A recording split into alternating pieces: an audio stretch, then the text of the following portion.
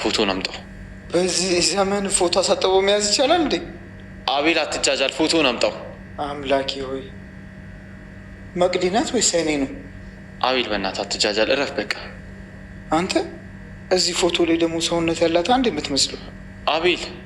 አይ አምላኬ፣ ይህን ልታሳየኝ ነው እዚህ ቤት እያቅለበለብክ ያመጣኝ? ወይ ጉድ! ኧረ አቤላ በቃ ተው እንዴ። ምን አደረግኩ? እስኪ ጠግቤ ሊያው። ቆይ ምንድን ነው? አይታት አታውቅም እንዴ? አይቻት በደንብ አውቃለሁ፣ ግን ታደርጋለህ? ምን አደረግኩ? አረ ዝም በል በእናትህ እንዴ! ትልቅ ሰው አይደለህ እንዴ? ቆይ ትልቅማ ትልቅ ነኝ። እሺ አሁን ምን እንደሆንሽ ንገሪኝ። መታወቀው እኮ ነው። ለምንድን ነው የምነግርህ? እኔ አሁን ከእነሱ ጋር ነበርኩ። ባላገኛችሁ ቅድስትን እዛራቸው እላታለሁ እንዴ? መቅዲ የምር ሲጃጃሉ ነው የማይሆን ነገር ያሉሽ። እኔ ምንም አስቤ አይደለም። ምንስ ባታስብ እንዴ? በዚህ ጊዜ ቆይ እንደዚህ ታደርጋለህ? መቅዲ በቃ አጋጣሚ ነው። ልዑል ፎቶዬን አሳጥበህ ያዝከው? መቅዲ በእናትሽ አትጃጃይ። እኔ ነገሩን ያልኩሽ ምንም ነገር አይደለም ሉሌ። በዚህ ልክ ነው ማለት ነው ፍቅር ያስጨነቀ? ይሄ ማይረባ እሱን አይደለ ስሜን ጥብያለሁ። እሺ ምን አደረኩት አሁን? በፍቅር አይደል እንደ እያወራሁት ያለሁት? ሌላ ዘለው እንደ አንተ ደግሞ። አረ ሉሌ ምን እየሆንክ ነው ያለው? እኔ ሙሉ አልበሙን እሰጣለሁ ትለዋለች መቅዲ። ምን እየሆንሽ ነው በማለትም ተናዶ ተነስቷል። እንግዲህ ልዑሌ ዛሬ ላይ የመቅዲን ፎቶ በማሳጠብ ደብተር ውስጥ ይዞ ጥናት እያጠናው ነኝ ብሎ ሲለው አቤላም እባክህን አሁን ወደ ውጪ ወተን ፀሐይ መውሰድ አለብህ፣ የፀሐይ ብርሃን ሳትወስድ የምን ማጥናት ነው ብሎ ይለዋል። አንተ የፀሐይ ብርሃን ወስደ የለ በቃ አብረን እናጥና ብሎ ሲለውም ከቤትስ የማትወጣበት ምክንያት ምንድን ነው? ዛሬ ለምንድን ነው ከቤት የማትወጣው? ከቤት መውጣት አለብን ብሎ ሲለውም አንተ ትምህርትህን እረስተሃል፣ እኔ ደግሞ ትምህርቴን እፈልጋለሁ፣ ማጥናት አለብኝ ብሎ ይለዋል። እንዴ ልዑል ከመቼ ጀምሮ ነው እንደዚህ ትኩረትን ትምህርት ላይ እያደረግከው? ስንመለስ ታጠናለ። አሁን ካፌ ደርሰን እንምጣ፣ አየርም ወስደን እንመጣለን ብሎ ቢለውም ልዑል በፍጹም እኔ ከቤት አልወጣም፣ ጥናቴን ማጥናት ያለብኝ፣ አስገድደ ከዚህ ቤት መቼም አታወጣኝም አይደል ብሎ ይለዋል። ለምንድን ነው የማላስወጣ? አስወጣሃለሁ፣ አብረን ነው የምንሄደው፣ ለብቻዬማ አልሄድም፣ ተነስ ይለዋል። እሱም በፍጹም አልነሳም አንድ በማለትም ቁጥር ይቆጥርለታል። ከ1 እስከ 3 ከቆጠረ በኋላ መጽሐፉን ለመቀበል ፈልጎ ነበር። ለምን 100 ድረስ አትቆጥርም? እረፍ ያለው እንዳትነካኝ ብሎ ሲለውም እዩም እኔ ተነስቶብኛል፣ እንግዲህ እምቢ የምትለኝ ከሆነ እኔ ወስጄ እሄዳለሁ ብሎ ይለዋል። ሆኖም ደብተሩን ምንጭቅ አድርጎ ሲያይ የመቅዲ ፎቶ ውስጥ ላይ ነው ያለው። እሱም እንግዲህ ፎቶን ይዞ እንዴ በዚህ በአሁኑ ዘመን ፎቶም አሳጥቦ መያዝ አለ እንዴ? አይኔ ነው ወይስ መቅዲ ናት? እዚህ ጋር ደግሞ ወፍሯለች ብሎ ሲለውም በል ፎቶን ቀጥ በልና አምጣ ብሎ ይለዋል። እንዴ አንተ ፎቶውን ሲጀመር በዚህን ጊዜ አሳጥበስ ለምንድን ነው ያዝከው? ፎቶዋንስ ለምን ልትይዝ ፈለክ? በማለትም ሲጠይቀው እኔ ፎቶዋን የያዝኩት አሳጥቤ አይደለም፣ እሷ አሳጥባ ይዟ እየሄደች እያለ ወድቆባት አንስቼ ነው ልሰጣት ብዬ እረስቼ ነው በማለትም ሲለው እና ከረሳ ካዲያ አሪፍ ነው እንመልስላታለን በማለትም ይለዋል። እሱም አሁን ላይ አንመልስላትም፣ ምን እያልክ ነው ያለኸው? አሁን ባክን ምሰጠኝ ከሆነ ስጠኝ፣ ቀጥ በለና አምጣ ፎቶውን ስጠኝ፣ አቤላ እንጣላለን ብሎ ይለዋል። በቃ ና እንሂድ ባክን ብሎ ሲለውም ወዴት ነው የምንሄደው ካዲያ በማለትም ሲለው በቃ እንሂድና እንሰጣታለን ብሎ ይለዋል። ማንጋ? መቅደስ ጋ?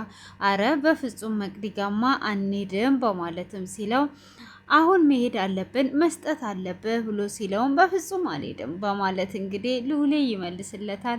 እሺ በቃ መቅዲጋ የማትሄድ ከሆነ ካፌ ሄደን 1-2 እንበል ከዛም በኋላ ትመለሳለ ብሎ ይለዋል። እሱም እሺ በቃ እንደዛም ከሆነ እንሄዳለን በማለትም እንግዲህ ለመቅዲ እንዳትነግራት ብሎ ሲለውም እንዴ መቅዲ እኮ ብሯን ከፍላ እኮ ነው እያሳጠበችው፣ ስለዚህ ይሄን ፎቶን ቀጥ ብለህ ትመልስላታለህ፣ እሷስ ለምን ትከስራለች ብሎ ይለዋል። እሱም ምንድነው የምትከስረው? አሁን ላይ ምንም ነገር ማድረግ አይቻልም፣ ስለዚህ አሁን ምንም ወሬውን ትተህ ሄደን እንመልስላታለን ብሎ ሲለውም በፍጹም አንመልስላትም በማለት እንግዲህ ይሄዳሉ ማለት ነው። ሉሌና አቤላ ተያይዘው ወደ ካፌ ይሄዳሉ። እዛም በሄዱ ሰዓት አብርሽ እዛ ነበረ። ሆኖም እንግዲህ ምንድነው ዛሬ እዚህ ያለው? አረ አንድ ጉድ የምነግረ ነገር አለ ብሎ ሲልም ሉሌ አረ እባክህ አቤላ እባክህ ተው በማለትም ሲለው ምንድነው እሱ ይሄ ሁሉ ወሬ ያመለጠ አንተ እዚህ ተቀምጠ ነው እንዴ ብሎ ሲለውም አሁን እናንተ ወንድ አይደላችሁ ወይ? እንደ ሴት ለምንድነው ለወሬ የምትቸኩለው? አቤላ እባክህ ተው ብሎ ሲለውም ምንድነው አንተ ደግሞ አጋግተኝ የምትተወኝ እንዴ? ሴት ብቻ ነው የሚያወራው እንዴ? ወንድ ብንሆንስ ማውራት የለብንም? ይሄ እኮ ትልቅ ጉዳይ ነው። ምን እያልክ ነው ያለው? በቃ አትንገረው። አይ ስለመግዲ ነበር ልነግር የፈለግኩት በማለትም ሲለው ምንድን ነው ታዲያ ንገረኝ፣ ለምንድን ነው እንደዚህ የምታጓጓኝ እያለ እንግዲህ አብርሽ እየጠየቀው ነበረ። አብርሽም እንግዲህ ሲጠይቀው አየው አታዩም እንዴ እንደዚህ አይኑን አፍጥጦብኝ እንዴት አድርጌ ነው የምነግርህ?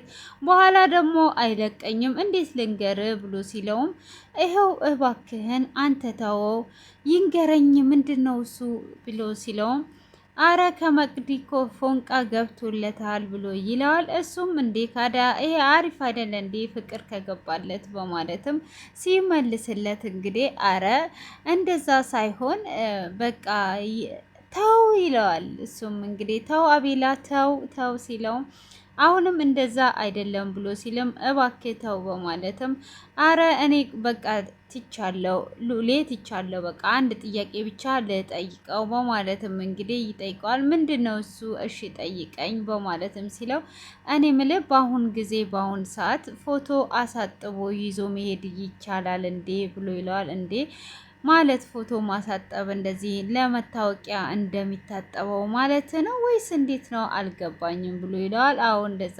ለማሳጠብ ይቻላል ወይ ብሎ ሲለው አዎ ማሳጠብ ይቻላል። ምን ማለት ነው? ስልክ ውስጥ ማየት አትችልም ወይ ብሎ ሲለውም እንግዲህ ልዑል በዛኑ ሰዓት አረ አቤላ ምን ነካ እረፍ እንጂ በማለት ሲጠይቀው አቤላ እንግዲህ እሱም እንዴ ጓደኛዬ ለወሬ እንደዚህ ጓጉቶማ ዝም አልለውም፣ ጓደኛዬ በወሬ መጓጓት የለበትም እነግረዋለሁ በማለትም እንግዲህ ይነግረዋል። እሱም እንግዲህ ምንድነው የምትነግረው ካዲያ ብሎ ሲለውም ፎቶን ያሳየዋል። ይኸውና መቅዲን እንደዚህ ፎቶዋን አሳጥቦ ይዞ የሚዞረው ይለዋል። ረረረረ አልተቻለም በማለት እንግዲህ አረ እዚህ ጋር ደግሞ ኬት ነው ስጋ ያመጣችሁና የወፈረችው ማለት እንግዲህ ይናገራል። እሱም እንግዲህ ይሄንን ኬት ያመጣችው ስጋ ነው በማለትም እንግዲህ ከተናገረም በኋላ ልዑሌም ምን እየሆናችሁ ነው ያላችሁት? እባካችሁን ዞር በሉልኝ፣ ምንድን ነው እሱ እንደዚህ የሚያደርጋችሁ ብሎ ትቷቸው ይወጣል።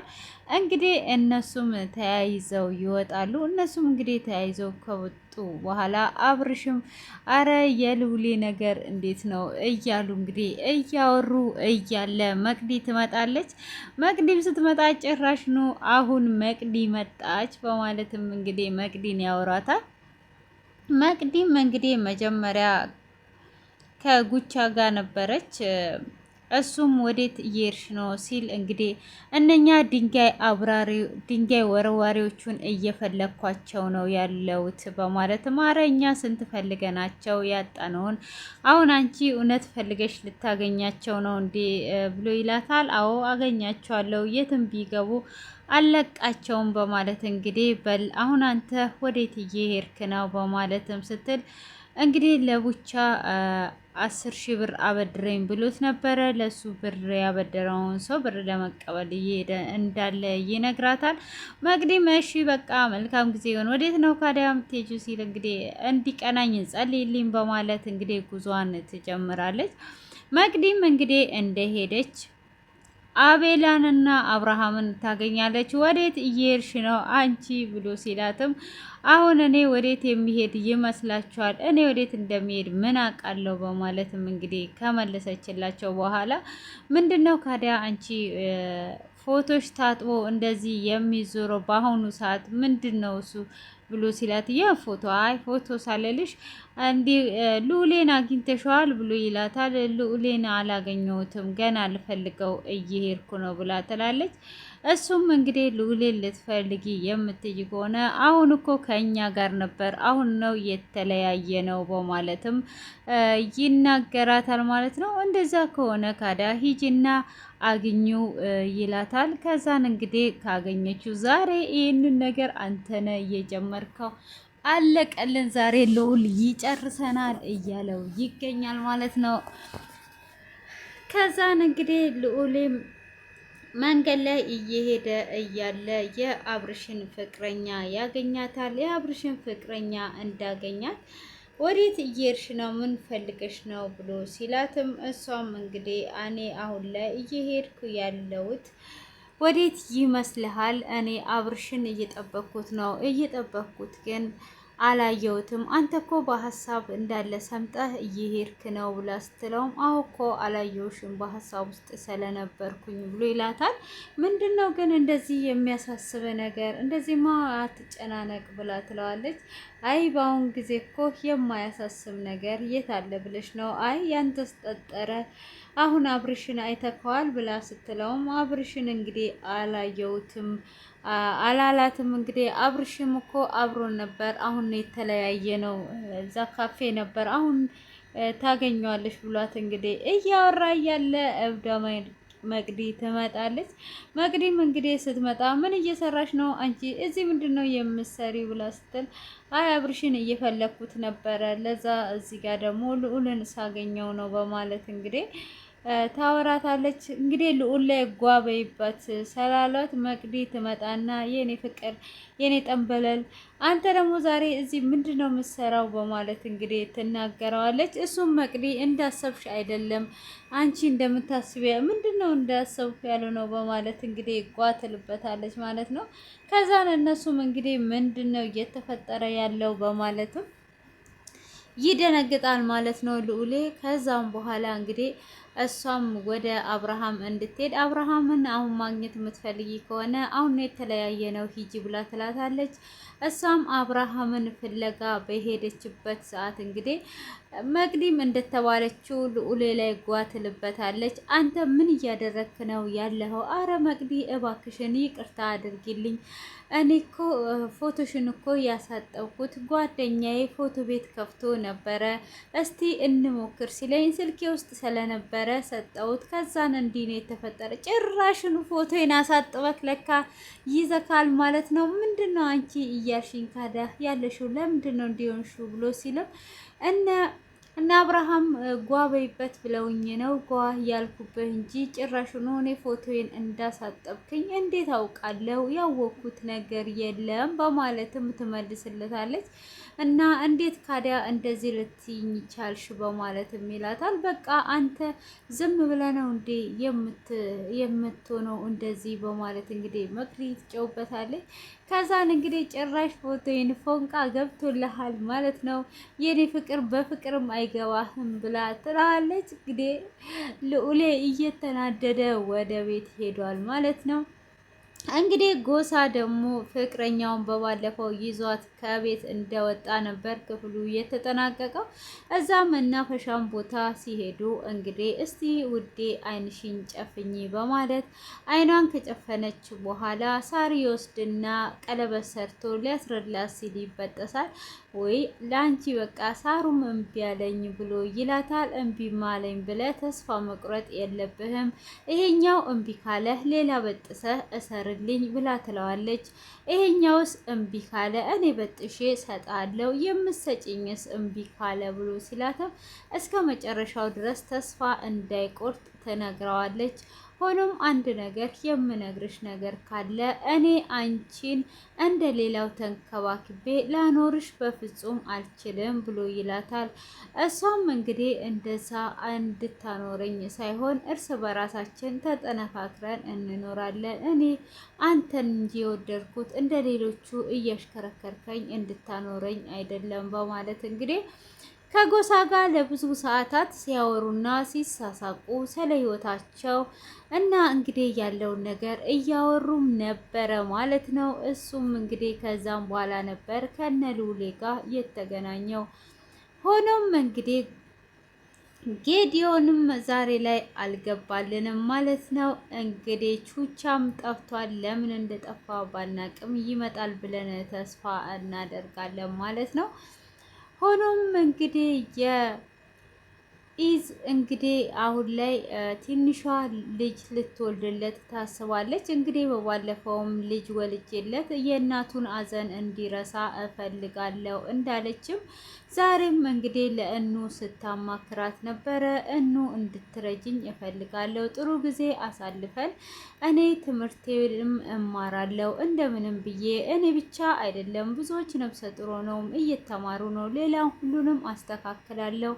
ኢዝ በዚህ አዘን ውስጥ ማለፍ የለበትም። ማታ ማታ እየተደበቀ እያለቀሰ ነው ያለው። ስለዚህ ደግሞ እኔ እንዲጎዳ አልፈልግም፣ ቢያንስ በልጁ አዘኑን እንዲረሳ እፈልጋለሁ በማለትም እንግዲህ ትነግራታለች። እኑም ተይ አንቺ በዚህ ሰዓት ይህን ትልቅ ውሳኔ አትወስኚ ብላ ስትላትም እኔ እንዲከፋና እንዲያዝን አልፈልግም ብላ እንግዲህ እኑ ትንሿ ወስኗ ተነስታለች ማለት ነው። ለነብሰ ጡር ሆኗ ልጅ ልትወልድለት እየፈለገች ትገኛለች። ሆኖም እንግዲህ በባለፈው ልዑል